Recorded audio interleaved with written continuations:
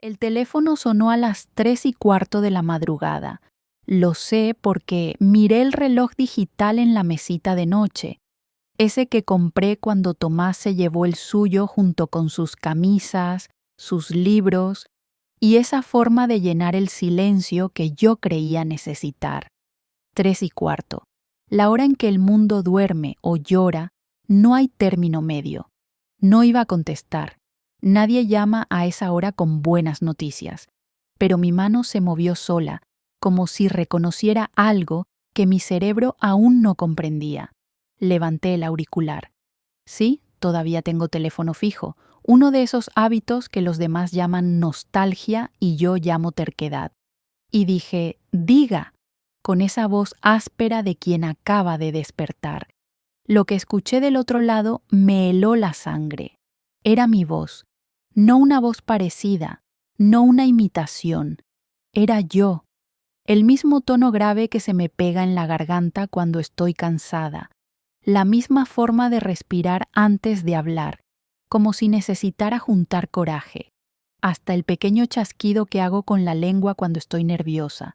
Y esa voz, mi voz, dijo solamente, no tomes el tren mañana. Silencio. Colgué. Las manos me temblaban tanto que el teléfono casi se me cae al suelo.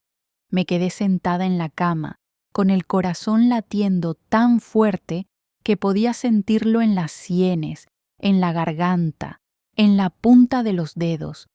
Pensé en llamar a alguien. ¿A quién? ¿A mi hermana Clara que vive en Valencia y que me diría que estoy estresada? ¿A mi vecina Pilar que ya piensa que estoy medio loca desde que empecé a hablar sola mientras riego las plantas? No, esto era mío. Esta locura, este miedo, esta imposibilidad. Me levanté, fui a la cocina, me serví un vaso de agua que no bebí. Miré por la ventana hacia la calle vacía, las farolas proyectando esas sombras alargadas que parecen dedos. Madrid nunca duerme del todo, pero a esa hora guarda silencio como esperando algo. Una broma, me dije en voz alta. Alguien que sabe imitar voces. Una de esas aplicaciones. Aunque... ¿Quién? ¿Quién conoce mi voz lo suficientemente bien? ¿Quién querría asustarme así? No dormí más esa noche. A las 6 de la mañana, cuando empezaba a clarear, decidí que era ridículo. Tomás siempre me decía que yo dramatizaba todo, que convertía un resfriado en neumonía y un silencio en abandono. Necesitas bajar a tierra, Marta, me decía. Marta, ese soy yo. 52 años, divorciada desde hace 3, trabajando en una editorial donde llevo 25 años corrigiendo las palabras de otros porque las mías nunca fueron suficientes. Me duché, me vestí, preparé café, todo con movimientos automáticos, como si mi cuerpo conociera la rutina mejor que yo. El tren de las 7:30, el mismo de siempre. Línea C3, dirección Aranjuez, bajar en Atocha, caminar 8 minutos hasta la oficina. Lo he hecho durante tanto tiempo que podría hacerlo con los ojos cerrados, pero cuando estaba a punto de salir, con el bolso colgado del hombro y las llaves en la mano, me detuve. La voz. No tomes el tren mañana. ¿Y si... No seas ridícula, Marta, me dije, pero mi mano ya estaba marcando el número de la oficina. Ana, soy yo. No me encuentro bien. No voy a ir hoy. Sí, creo que es un virus. Gracias. Colgué y me sentí estúpida. 52 años y dejándome asustar por una llamada de madrugada. Me serví otra taza de café y encendí la televisión. A las 8:15, las noticias interrumpieron el programa. Informamos de un accidente ferroviario en la línea C3 de cercanías. El tren de las 7:30 ha descarrilado a la altura de Vicálvaro debido a un fallo técnico. Hay varios heridos, algunos de gravedad. Los servicios de emergencia... El café se me derramó sobre el regazo. No sentí el calor, No sentí nada excepto un vacío inmenso, como si alguien hubiera abierto una puerta dentro de mí y todo el aire se hubiera escapado. Era mi tren. El tren que tomo cada mañana, a la misma hora, en el mismo vagón porque me gusta sentarme cerca de la ventana en el tercer coche. Alguien me había salvado la vida, yo misma me había salvado la vida, o algo imposible acababa de volverse real. Los siguientes 3 días viví en una especie de niebla. Seguí yendo a trabajar, tomando el autobús ahora, porque no podía ni mirar la entrada del metro sin que se me cerrara la garganta. Seguí sonriendo cuando Ana me preguntaba cómo estaba. Seguí corrigiendo manuscritos sobre amores imposibles y crímenes resueltos, mientras yo vivía el mayor misterio de mi vida. ¿Quién me había llamado? Revisé el identificador de llamadas. Número oculto. Obvio. Intenté recordar cada matiz de esa voz, mi voz, cada respiración, buscando alguna pista que me dijera que había sido una imitación. Pero no. Era yo. El mismo cansancio en las vocales, el mismo pequeño acento madrileño que nunca pude quitarme del todo. El jueves por la tarde, cuando llegué a casa, había un mensaje en el contestador. Todavía tengo contestador. Tomás se burlaba de eso también. Nadie usa contestadores, Marta. Para eso están los móviles. Pero yo lo mantengo porque me gusta escuchar la voz de las personas cuando tienen tiempo de pensar qué decir, cuando no están apurados ni distraídos. Apreté el botón de reproducción mientras dejaba las llaves sobre la mesa. Marta, mi voz. El viernes, cuando salgas del trabajo, no cruces por la calle Atocha. Rodea por Antón Martín. Es importante. Clic. Esta vez no grité. No me temblaron las manos. Solo me quedé ahí, de pie en medio de mi sala, mirando ese aparato antiguo con su lucecita roja parpadeante, como si fuera un oráculo. Rebobiné. Escuché de nuevo. Y de nuevo. Y de nuevo. Era yo, sin duda. Pero había algo más en esa voz, algo que no podía identificar. ¿Urgencia? ¿Miedo? ¿O era cuidado? Esa noche no cené. Me senté en el sofá con una copa de vino que no toqué y pensé en todas las posibilidades. Alguien me estaba vigilando. Alguien planeaba eventos y me advertía para manipularme. O estaba perdiendo la cordura. Y esta era la posibilidad que más me aterraba y fascinaba a la vez, algo más allá de lo racional estaba ocurriendo. El viernes salí del trabajo a las 6, como siempre. Caminé hacia la calle Atocha, mi ruta habitual. Pero cuando llegué a la esquina, me detuve. Podía ver la calle desplegándose ante mí con sus edificios antiguos y sus bares con terrazas. Todo normal, todo tranquilo. Viernes por la tarde en Madrid, gente caminando rápido hacia el fin de semana. No seas cobarde, pensé, pero di media vuelta y rodeé por Antón Martín. Estaba a mitad de camino, cerca del mercado, cuando escuché las sirenas, muchas sirenas. Me giré y vi el humo negro elevándose exactamente desde donde habría estado caminando. Después supe que una furgoneta había perdido el control y se había estrellado contra la terraza de un café. 3 personas hospitalizadas. Una señora mayor en estado crítico. Yo habría estado ahí. Habría estado pidiendo mi café con leche en ese preciso café, como hacía cada viernes. Llegué a casa caminando como autómata. Subí las escaleras. Vivo en un tercero sin ascensor, otra de mis tercas decisiones que Tomás odiaba, y cerré la puerta tras de mí. Me dejé caer contra ella y entonces, por primera vez en 3 años, lloré. No de miedo, de alivio, de confusión, de gratitud hacia algo que no comprendía. Gracias, susurré al aire. Gracias. Los mensajes continuaron. 1 el lunes. No bebas el agua del grifo hoy. Hay una fuga en el edificio. Comprobé. Tenía razón. Los servicios de la ciudad emitieron un aviso de contaminación 2 horas después. Otro el miércoles. Pilar va a necesitarte esta tarde. Toca su puerta a las 6. Fui. Mi vecina estaba en el suelo de su cocina, había resbalado y no podía levantarse sola. Cuando me vio, lloró de alivio. No sé cómo lo supiste, me dijo. Yo tampoco.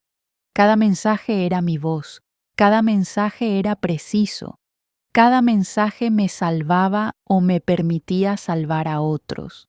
Pero también cada mensaje me hacía una pregunta que crecía dentro de mí como una planta oscura. ¿Por qué? Una noche, incapaz de dormir, subí al trastero. No había estado ahí en meses, quizás en más de un año. Es uno de esos espacios que acumulan no solo objetos, sino también tiempo, capas de vida que ya no usamos, pero no nos atrevemos a tirar. Cajas con fotos, ropa vieja, libros que pensé que volvería a leer, y en el fondo, debajo de una manta raída, una caja de zapatos que no reconocí al principio. La abrí. Casetes. Cintas de casete antiguas, de esas que usábamos en los 90. Había 7, cada una etiquetada con mi letra pero más joven, más redonda, y una en particular me detuvo el corazón. Para Marta, 2025. Era 2025. Octubre de 2025. Con manos temblorosas, bajé al apartamento con la caja. Busqué en el armario del pasillo hasta encontrar el viejo radiocasete que tampoco había tirado. Tomás había insistido en que lo regalara. Nadie usa eso ya, Marta. Pero yo lo había guardado, por la misma terquedad de siempre, por la misma incapacidad de soltar completamente el pasado. Lo enchufé, funcionaba, inserté la cinta, apreté play, estática, silencio, y luego, hola Marta, mi voz, pero más joven, yo con 32 años. Si estás escuchando esto, significa que encontraste las cintas, significa que funcionó, significa que el tiempo es más extraño de lo que creíamos. Pausa. Respiración profunda. Podía escuchar a esa versión más joven de mí tratando de encontrar las palabras. No sé si recordarás este día, el 23 de marzo del 2005, el día que perdimos a Lucía. Lucía. El nombre cayó sobre mí como una piedra, mi hija, mi niña. El recuerdo que había enterrado tan profundamente que a veces pasaban días enteros sin que cruzara por mi mente consciente. Lucía, que murió a los 17 años en un accidente de coche. Un viernes lluvioso. Ella conducía demasiado rápido porque llegaba tarde a casa, porque yo le había dicho que estuviéramos juntas esa noche, porque era mi cumpleaños y yo había insistido en celebrarlo aunque ella tenía planes con sus amigas. Ven a casa temprano, le había dicho. Por favor, Lucía, este año es especial.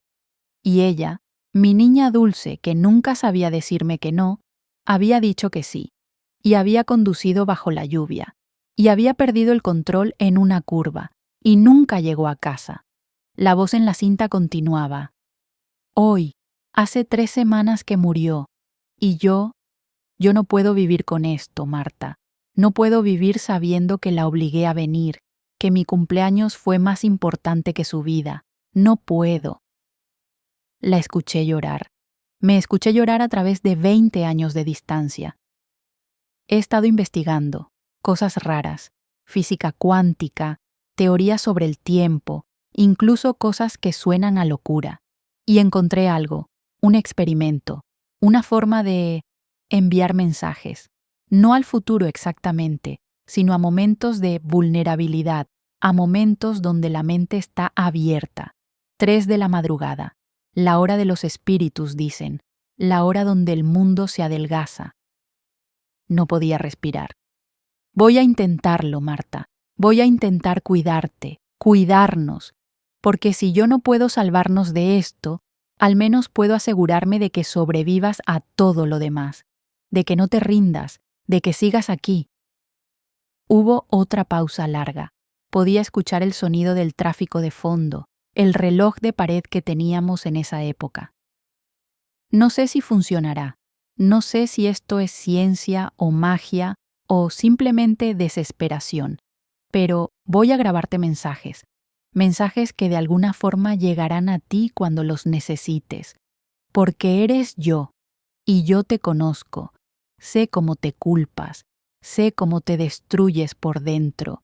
Y no voy a permitir que mueras también, ¿me oyes? No voy a permitirlo. La cinta siguió reproduciéndose.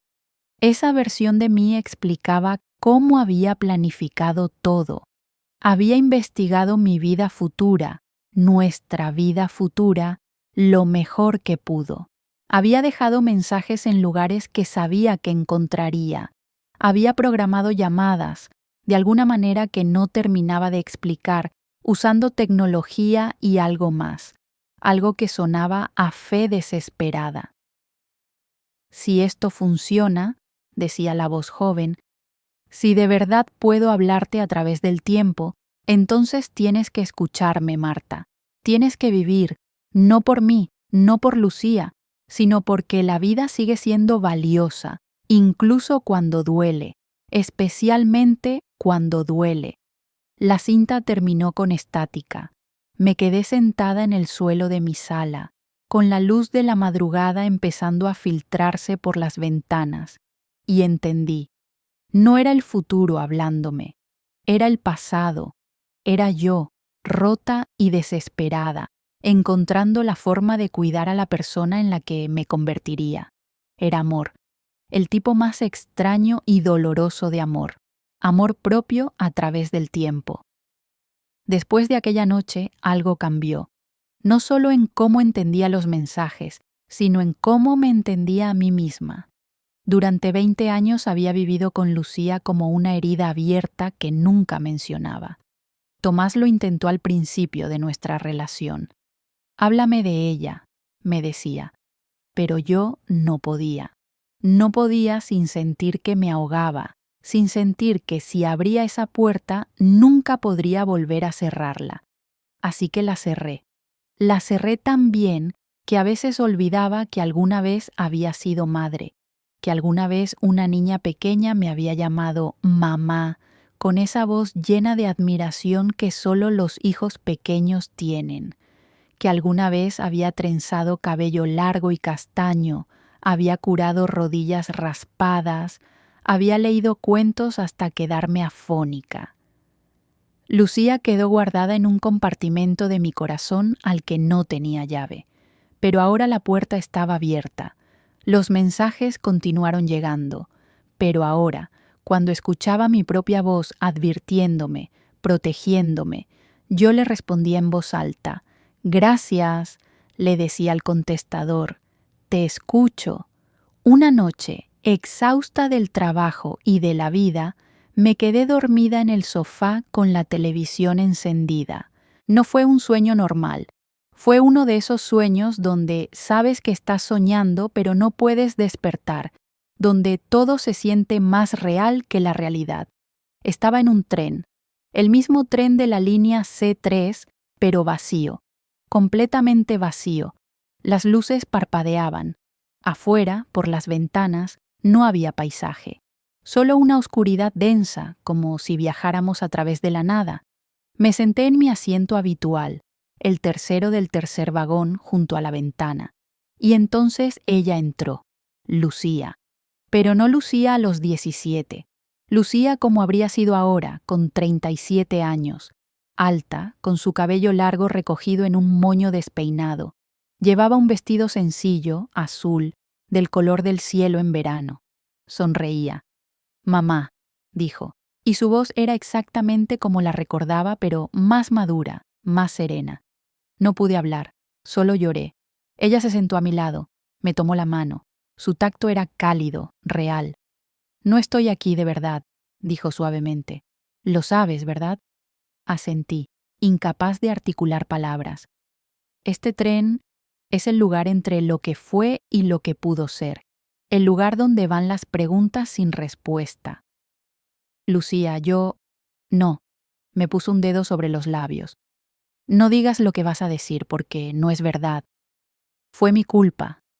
No, mamá, fue un accidente, una carretera mojada, un momento de distracción. Podría haber pasado yendo hacia cualquier lugar. No fue tu cumpleaños, no fuiste tú. Te obligué a venir. Me pediste que viniera, y yo quería estar contigo esa noche. Quería celebrarte, porque te amaba, porque eras mi madre y yo era feliz de serlo. Las lágrimas caían por mis mejillas sin control. Pero moriste. Sí, su voz era tan tranquila, tan llena de aceptación. Morí, y fue triste, y fue injusto, y fue terrible. Pero, mamá, tú seguiste viva, y en lugar de vivir has estado muriendo también, poco a poco, día tras día. No sé cómo hacer otra cosa. Ella señaló hacia las ventanas del tren. La oscuridad empezó a cambiar, a mostrar imágenes. Vi momentos de mi vida, el divorcio con Tomás, las noches sola comiendo frente a la televisión, los cumpleaños que ignoraba, las invitaciones que rechazaba, las conversaciones que cortaba antes de que se volvieran demasiado personales. ¿Ves eso?, preguntó Lucía. No era el tren lo que debías evitar, mamá. Era esto. Era seguir viviendo sin perdonarte. Era dejar que mi muerte también matara todo lo que eras. No sé quién soy sin la culpa. Entonces es hora de que lo descubras. El tren empezó a detenerse. Lucía se puso de pie. Tengo que irme. No. Me aferré a su mano. Por favor, quédate. No puedo, mamá. No soy real, soy solo un eco, un recuerdo, una parte de ti que necesitabas escuchar. Entonces dime qué hacer, dime cómo vivir con esto. Ella se inclinó y me besó la frente, como yo hacía cuando era pequeña. Vive, simplemente. Vive con todo el dolor y toda la belleza.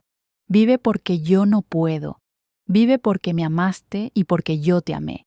Y porque ese amor, no muere nunca, solo cambia de forma. Se alejó hacia las puertas del tren. Lucía. Se volvió. ¿Me perdonas? Sonrió. Esa sonrisa que había iluminado mi vida durante 17 años. No hay nada que perdonar, mamá. Nunca lo hubo. Las puertas se abrieron y ella desapareció en la luz.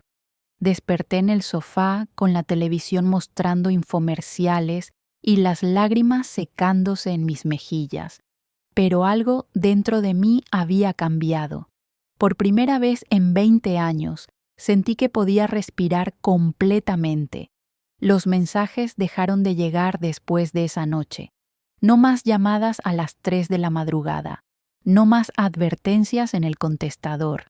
El silencio que había temido durante semanas se instaló, pero no era un silencio vacío.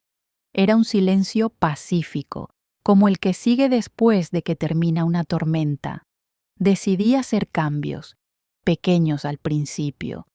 Acepté la invitación de Ana para salir a cenar. Llamé a Clara y hablamos durante 2 horas sobre nada y sobre todo. Toqué la puerta de Pilar y tomamos café juntas en su balcón, viendo el atardecer sobre Madrid. Y un día, mientras revisaba anuncios de apartamentos, no sé por qué, solo curiosidad, vi uno que me detuvo el corazón. Un pequeño estudio en la costa, en un pueblo de Cádiz llamado Conil de la Frontera, con vistas al mar, con terraza, con luz. ¿Por qué no?, pensé. Tomás siempre decía que yo era demasiado práctica, demasiado cautelosa. Vives con miedo, Marta, me decía. Y tenía razón. Había vivido con miedo. Miedo de perder más de lo que ya había perdido. Miedo de cambiar. Miedo de ser feliz cuando Lucía nunca volvería a serlo. Pero ese miedo también era una prisión. 2 meses después me mudé. Dejé Madrid, dejé la editorial, dejé el apartamento donde cada rincón guardaba recuerdos de todas las versiones de mí que ya no existían. El estudio en Conil era perfecto. Pequeño, sí. Pero las ventanas daban directamente al mar y por las mañanas me despertaba con el sonido de las olas, ese ritmo eterno que te recuerda que el mundo sigue girando, que las mareas suben y bajan, que todo cambia y nada termina realmente, Encontré trabajo en una librería del pueblo. Nada sofisticado, solo ordenar estantes y recomendar libros a turistas. Pero era suficiente.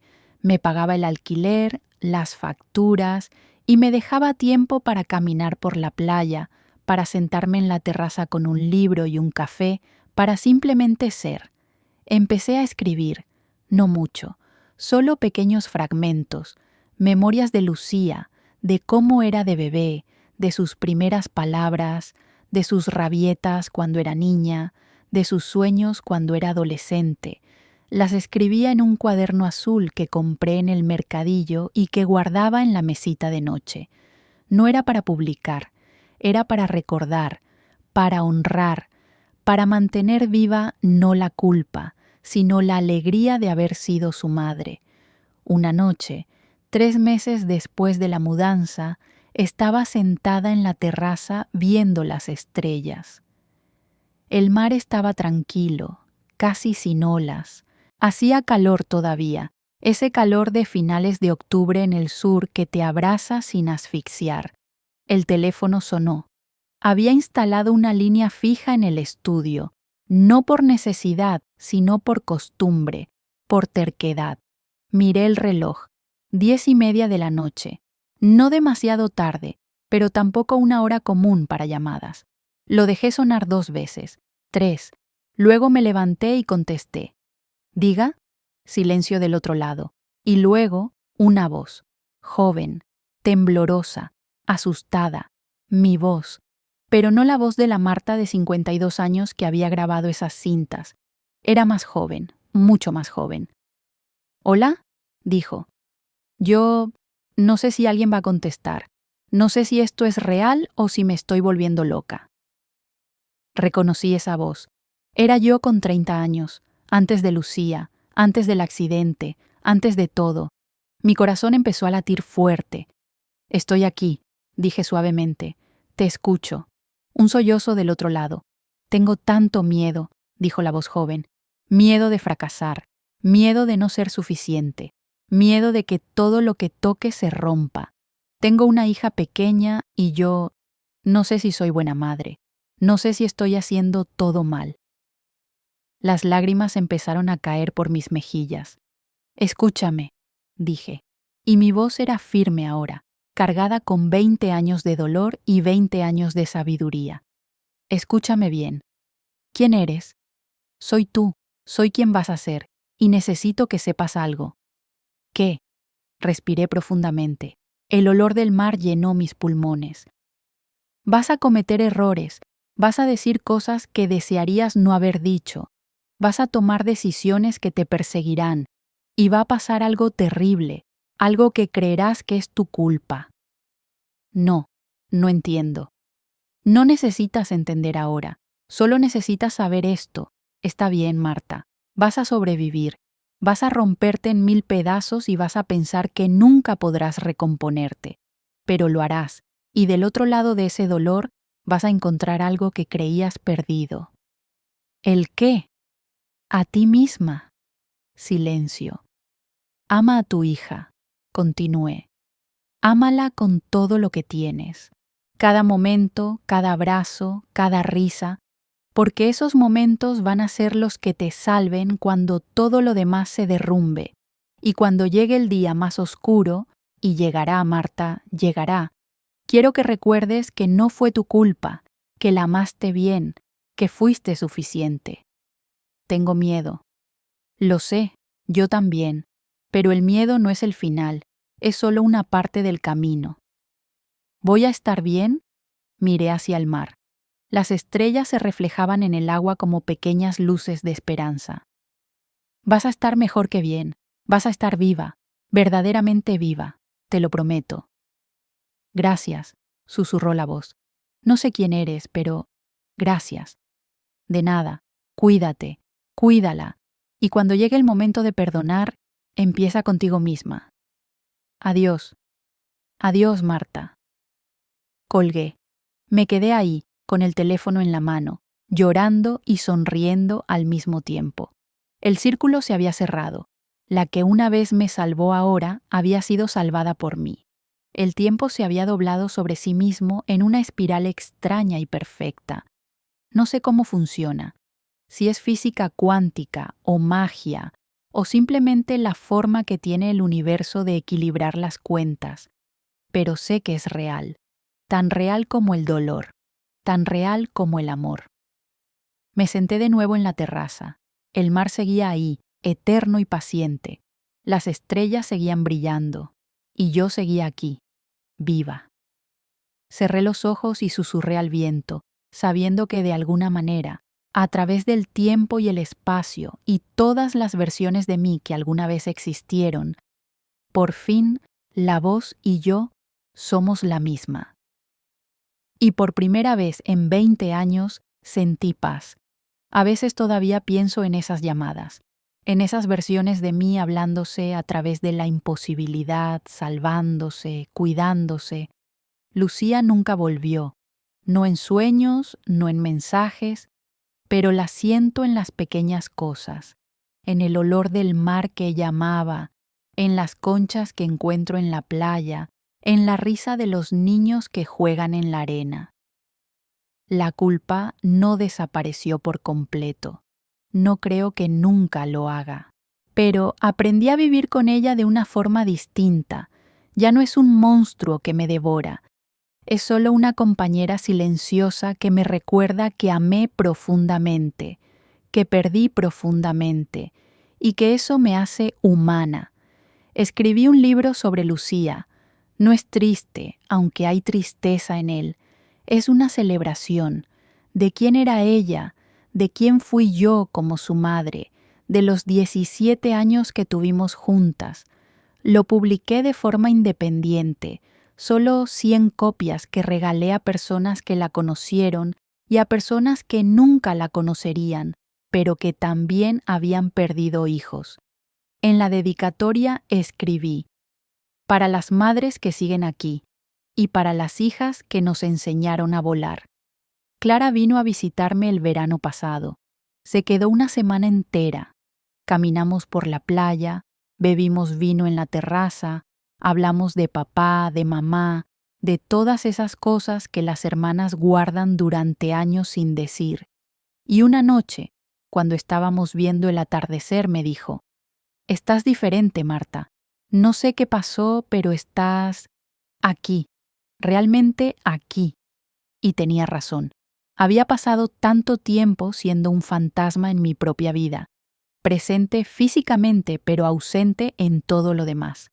Ahora estoy aquí, en este cuerpo de 53 años que duele por las mañanas y se cansa más rápido, en esta vida que no es perfecta pero es mía, en este momento, este precioso y doloroso y extraordinario momento. Hace 2 semanas conocí a un hombre en la librería. Se llama Javier, es profesor de historia retirado, viene cada martes a buscar novelas históricas. Tiene el cabello completamente blanco y arrugas profundas alrededor de los ojos de tanto reír. Me invitó a tomar café. Dije que sí. No sé si será algo importante, no sé si quiero que lo sea, pero me gustó decir que sí. Me gustó la posibilidad. Me gustó sentir que todavía hay puertas en mi vida que puedo elegir abrir. Anoche, mientras ordenaba el cuaderno azul donde escribo sobre Lucía, encontré una foto que había usado como marcador. Es de su último cumpleaños, el 17. Está soplando las velas de su pastel de chocolate. Siempre pedía chocolate. Y sus ojos brillan con esa luz especial que tienen las personas cuando están a punto de cumplir un deseo. Me pregunté qué habría deseado ese día, si habría pedido amor, aventura, éxito, si habría pedido tiempo, y entonces me di cuenta de algo. Ella tuvo todo eso. En 17 años tuvo una vida llena. Tuvo padres que la amaban, amigas que la adoraban, sueños que perseguir, momentos que la hicieron reír hasta llorar. No tuvo suficiente tiempo, nunca lo tuvo, pero el tiempo que tuvo fue suyo, fue real, fue vivido. Y eso es lo que ella me estaría diciendo ahora, si pudiera. Mamá, vive. Que el tiempo sea suficiente o no, vive. Puse la foto en un marco y la coloqué en mi mesita de noche. Ya no me duele mirarla. Todavía me hace llorar a veces, pero son lágrimas diferentes. Son lágrimas que limpian en lugar de ahogar. El teléfono no ha vuelto a sonar en medio de la noche. No ha habido más mensajes misteriosos, no más advertencias imposibles. Esa Marta de 32 años que grabó esas cintas desesperadas cumplió su misión. Me mantuvo viva hasta que yo pudiera aprender a mantenerme viva por mi cuenta. Y aquella Marta de 30 años, la que llamó aterrorizada, preguntándose si era buena madre, espero haberla ayudado también. Espero que en algún lugar del tiempo, en alguna versión de esta vida, ella haya escuchado mis palabras y se haya sentido menos sola. Porque eso es lo que descubrí en todo este imposible viaje a través de mí misma. Nunca estamos solas. Todas las versiones de nosotras existen simultáneamente en algún lugar. La niña que fuimos, la joven que soñamos ser, la mujer que nos convertimos, la anciana que seremos. Todas están ahí, conectadas por hilos invisibles de memoria y esperanza. Y a veces, cuando el mundo se adelgaza, cuando el dolor es tan grande que rompe las barreras de lo posible, esas versiones pueden hablarse. Pueden salvarse unas a otras.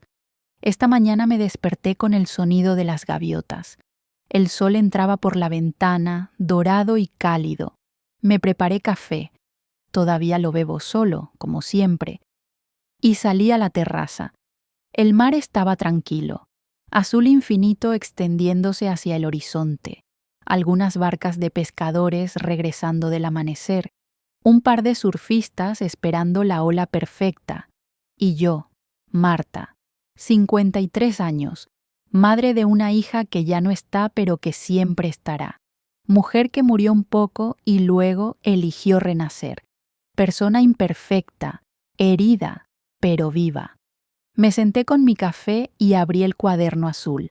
Escribí: Querida Lucía, hoy hace 21 años que te fuiste, 21 años que he cargado tu ausencia como una piedra en el pecho.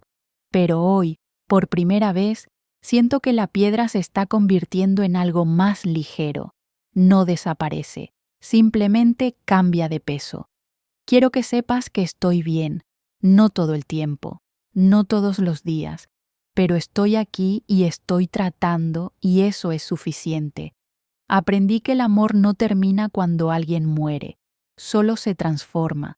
Se vuelve recuerdo, se vuelve lección, se vuelve fortaleza. Tú sigues aquí, niña. En cada decisión que tomo, en cada amanecer que elijo ver, en cada vez que digo sí a la vida en lugar de no. Te prometí algo una vez, cuando eras pequeña.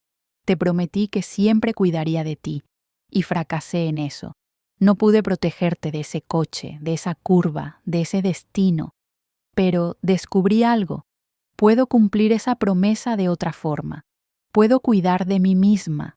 Puedo honrar tu memoria viviendo la vida que tú no pudiste terminar. No la vivo por ti. Eso sería demasiada presión. La vivo conmigo, con tu recuerdo como compañía. Gracias, mi niña. Gracias por los 17 años. Gracias por enseñarme a ser madre. Gracias por amarme incluso cuando yo no sabía amarme a mí misma. Y si en algún lugar del universo puedes oírme, quiero que sepas esto. Estoy orgullosa de haber sido tu mamá. Fue el honor más grande de mi vida. Te amo. Siempre. En todas las versiones de mí misma, en todos los tiempos posibles. Mamá. Cerré el cuaderno y miré al mar. El viento movió mi cabello. Una gaviota gritó en la distancia. El mundo seguía girando. Y yo, por fin, giraba con él. No sé qué misterio me salvó aquella noche cuando contesté el teléfono. No sé si fue ciencia, magia, locura o gracia divina, pero sé que fue amor. El tipo de amor que trasciende el tiempo y la lógica. el amor que nos tenemos a nosotras mismas cuando nadie más puede hacerlo. Esa es mi historia. La historia de una mujer que recibió una llamada imposible y que, al contestarla, se salvó de sí misma. La historia de una madre que aprendió que el perdón más difícil es el que nos damos a nosotras mismas. La historia de todas las versiones de mí, hablándose a través de la oscuridad, cuidándose, esperándose y al final, encontrándose. Si alguna vez escuchas una voz en medio de la noche, una voz que suena como la tuya pero que no reconoces del todo, no cuelgues. Escucha, porque podría ser tu futuro tratando de salvarte, o tu pasado tratando de redimirse, o simplemente tú, recordándote que mereces sobrevivir. Yo contesté esa llamada y cambió todo. Si te gusta la historia, comparte tus sentimientos en los comentarios. Suscríbete a nuestro canal para no perderte nuevas historias. Gracias por su apoyo. Ayuda al canal a desarrollarse.